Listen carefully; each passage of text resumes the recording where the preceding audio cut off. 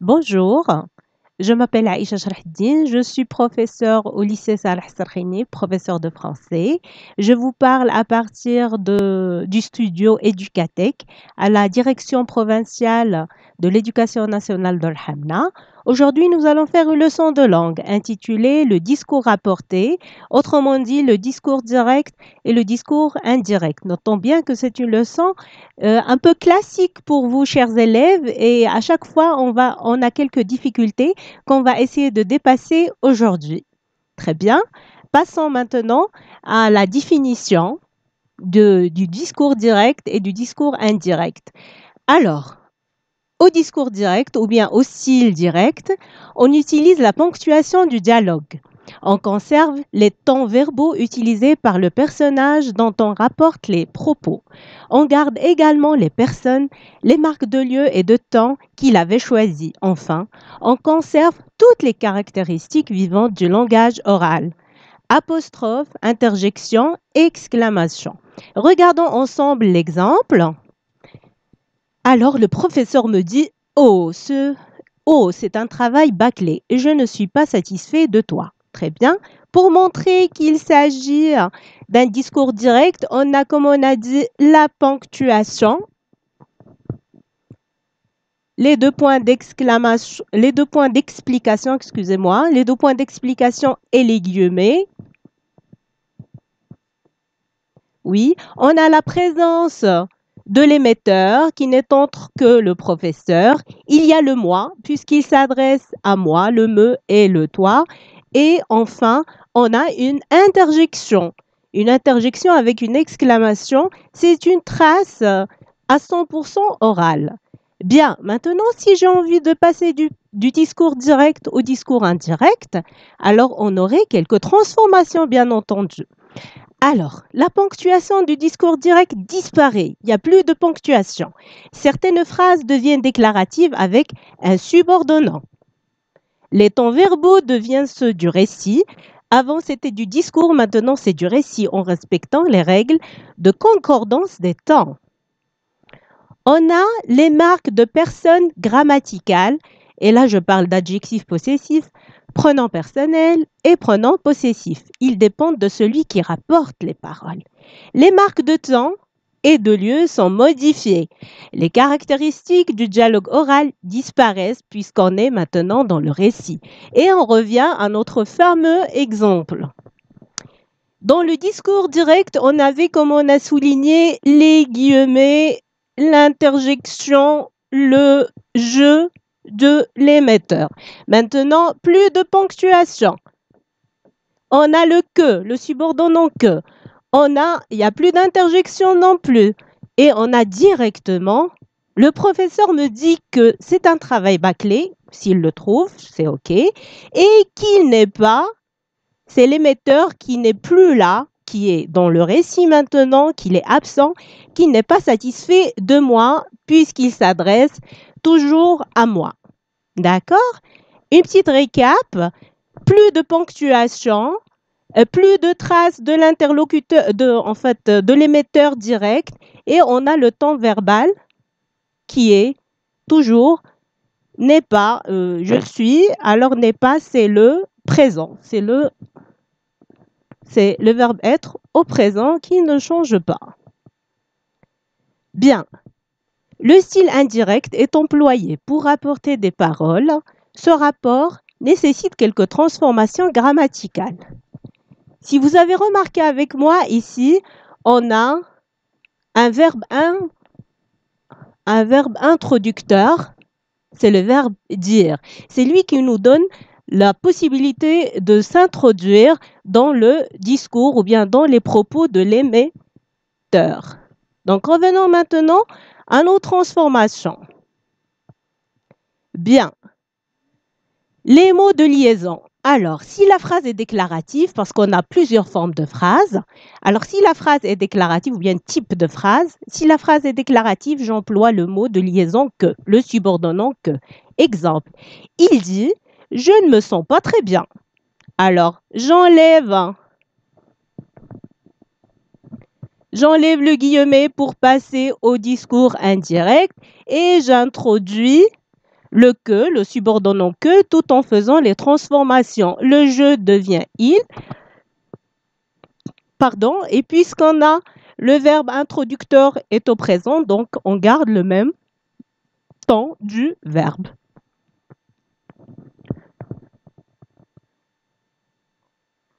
Très bien. Maintenant, si la phrase est impérative. Si la phrase est impérative, j'emploie l'infinitif du verbe qui est à l'impératif, précédé de de. Alors, exemple. Mon frère me conseille, prends soin de ta petite sœur. Alors, pour la transformation, on a ici l'impératif qui va devenir infinitif précédé de de. J'enlève toujours ma ponctuation. Il y a le me, donc je vais apparaître dans la phrase. Mon frère me conseille de prendre soin de ma petite sœur. D'accord? Exemple suivant, si on a la phrase interrogative, comme vous le savez tous, on a deux types d'interrogation. On a une interrogation totale et une interrogation partielle. Quand je parle d'interrogation partielle, quand je parle d'interrogation totale, c'est quand je réponds avec oui, quand je réponds avec oui ou avec non. D'accord? L'interrogation est dite totale quand on peut y répondre par oui ou par non.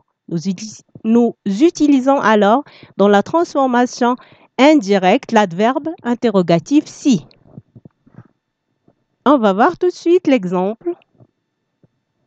Il me demande, as-tu fait tes devoirs? Non, je n'ai pas fait mes devoirs. Bah oui, je les ai faits. Alors, il me demande, donc la réponse, ou oui ou non. Donc, pour la transformation, toujours, j'enlève. Et puis, on a le si qui s'introduit. Il me demande si, très bien, il me demande si j'ai fait mes devoirs. Très bien. Maintenant, on va passer à l'interrogation partielle. L'interrogation est dite partielle quand on ne répondra ni par oui ni par non. Dans la transformation indirecte, on prend généralement les mots interrogatifs de l'interrogation indirecte. Exemple, il se demande comment cela finira-t-il? Il se demande comment cela finira. Très bien. Donc ici, on a bien sûr enlevé comme d'hab. On a enlevé la ponctuation, l'interrogation aussi, la marque de l'interrogation de l'oral et on a gardé l'adverbe interrogatif. Il se demande comment cela finira. Très bien. Une petite remarque. Il me demande qu'est-ce que tu fais? Le qu'est-ce que? Alors le qu'est-ce que, dans l'indirect, il devient ce que. Il me demande qu'est-ce que tu fais? Il me demande ce que je fais. Très bien. On va faire une petite application vite fait pour voir est-ce que on suit l'enchaînement du texte. Alors, le premier exemple, David dit, le groupe de touristes vient de partir. Oui, le groupe de touristes vient de partir. David dit, ça marche. Alors, David dit que, puisqu'on a une phrase déclarative, alors on enlève les guillemets. On a une phrase déclarative avec un point. Il y a la transformation et l'utilisation du subordonnant. Alors, David dit que le groupe de touristes vient de partir. On va garder le temps, le même. D'accord. Deuxième phrase. Philippe demande, est-ce que le rendez-vous tient toujours? Oui, c'est une interrogation totale. On répond par oui ou par non et du coup, elle va devenir le si. Alors, Philippe demande si le rendez-vous tient toujours. Troisième phrase. Paul me dit, téléphone-moi dès que tu arrives. Ici, on a une phrase impérative qui va devenir une phrase infinitive. Paul, le verbe qui est à l'impératif va devenir à l'infinitif. Très bien. Alors, Paul me dit, téléphone-moi dès que tu arrives. La phrase devient, Paul me dit de lui téléphoner dès que j'arrive. Ce me-là, il est apparent ici. Très bien. La quatrième phrase, mes amis me demandent, quand viendras-tu? C'est une interrogation partielle. Alors, je vais garder mon adverbe interrogatif. Je vais supprimer mon intonation interrogative, l'inversion du sujet aussi, et puis j'aurai mes amis demandent quand je viendrai. Parfait. Maintenant, tout va bien puisqu'on a le verbe introducteur qui est au présent. Maintenant, on va voir la concordance du temps si on a le verbe introducteur qui est au passé. Parfait. Si le verbe introducteur est au passé, eh bien là, on aurait quelques petits soucis. Oui, alors quand je parle de verbe introducteur au passé, les temps de passé sont le passé composé, le passé simple, l'imparfait, le plus que parfait et le passé antérieur. La concordance des temps doit être appliquée. Et là, ce sont des règles à apprendre par cœur, sans discussion. D'accord? Donc, si on a un verbe au présent, toujours on a un verbe introducteur qui est au passé. Le présent devient imparfait. L'imparfait reste imparfait. Le passé composé devient plus que parfait. Le futur simple devient conditionnel présent. Futur antérieur devient conditionnel passé. Et l'impératif, comme on a dit tout à l'heure, il devient infinitif. Très bien. Directement une application pour un peu consolider ce qu'on vient de voir. Les mêmes exemples aussi. Alors, David dit...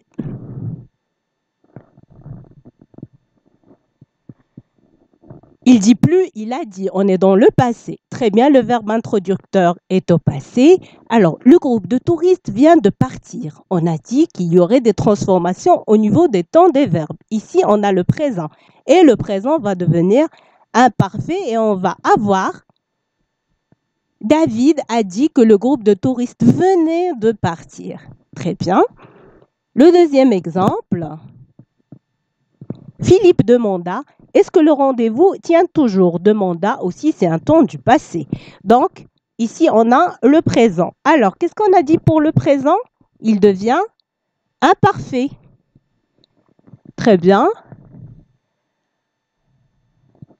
Et on aurait, Philippe demanda si le rendez-vous tenait toujours. Très bien. Maintenant, troisième exemple, Paul me disait l'imparfait, aussi c'est un temps du passé. C'est un temps du passé. Alors, téléphone-moi dès que tu arriveras. Arrivera, c'est du futur simple. Qu'est-ce qu'on a dit pour le futur simple? Il va devenir conditionnel présent. Alors, ça va devenir, Paul me disait de lui téléphoner dès que j'arriverai. Et bien sûr, on a l'impératif qui va devenir infinitif. Le quatrième exemple, mes amis m'avaient demandé, quand viendras-tu? Alors ici, qu'est-ce qu'on a? On a le futur. Et le futur, comme d'habitude, il va devenir conditionnel présent. Mes amis m'avaient demandé quand je viendrai, puisqu'on a le verbe introducteur qui est en quel temps? Allez-y, c'est le plus que parfait, un temps du passé. Maintenant, on va passer au troisième point. Et bien sûr, dans une phrase, on a des indicateurs temporels et spatiaux.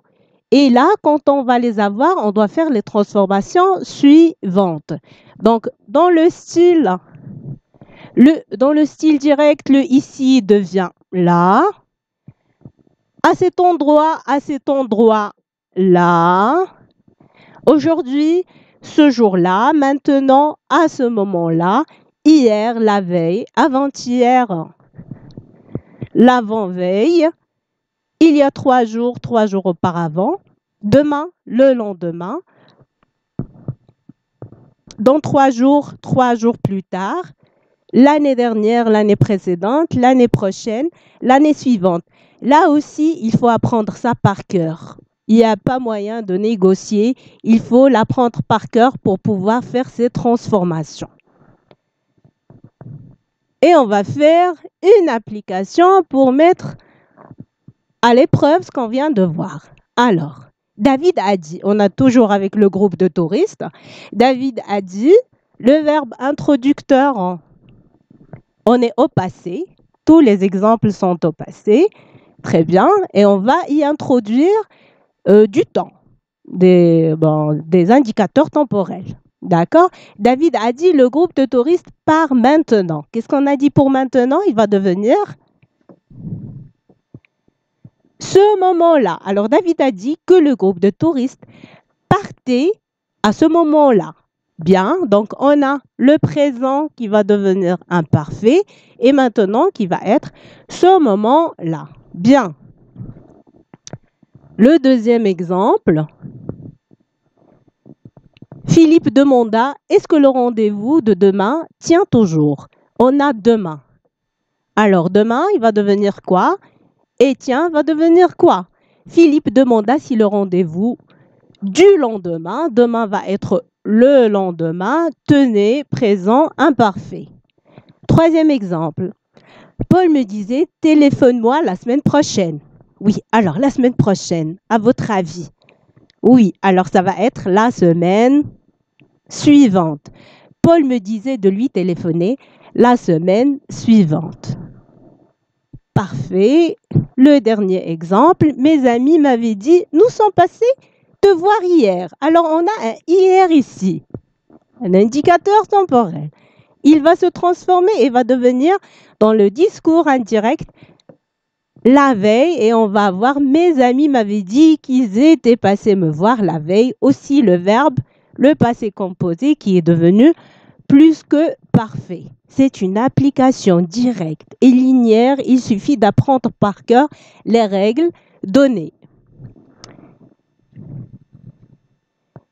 Bien, là, c'est une dernière application pour vraiment récapituler notre activité. Alors, on va dire si ces affirmations sont vraies ou fausses. La première affirmation, le discours rapporté peut être direct ou indirect. À votre avis, c'est vrai ou faux? Qu'est-ce qu'on a étudié aujourd'hui? Et le discours direct et le discours indirect. Donc, en effet, c'est vrai.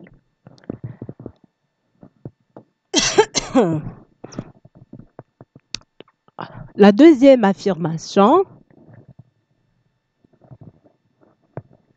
Alors, il y a toujours des guillemets pour encadrer les paroles au discours indirect. Est-ce que c'est vrai, c'est le discours indirect ou bien le discours direct? Bah oui, les guillemets égale discours direct. Donc, c'est faux. Bien, la troisième affirmation, expliquer, vouloir dire, affirmer, etc. sont utilisés pour introduire les paroles rapportées. Introduire, ça nous rappelle le verbe introducteur, n'est-ce pas? Monsieur explique, il faut faire les choses comme ça. Oui, bah oui, c'est un verbe introducteur, donc c'est vrai.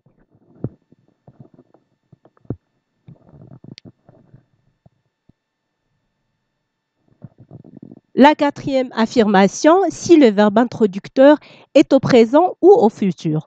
On ne change pas le temps du verbe de la phrase subordonnée. Vrai ou faux?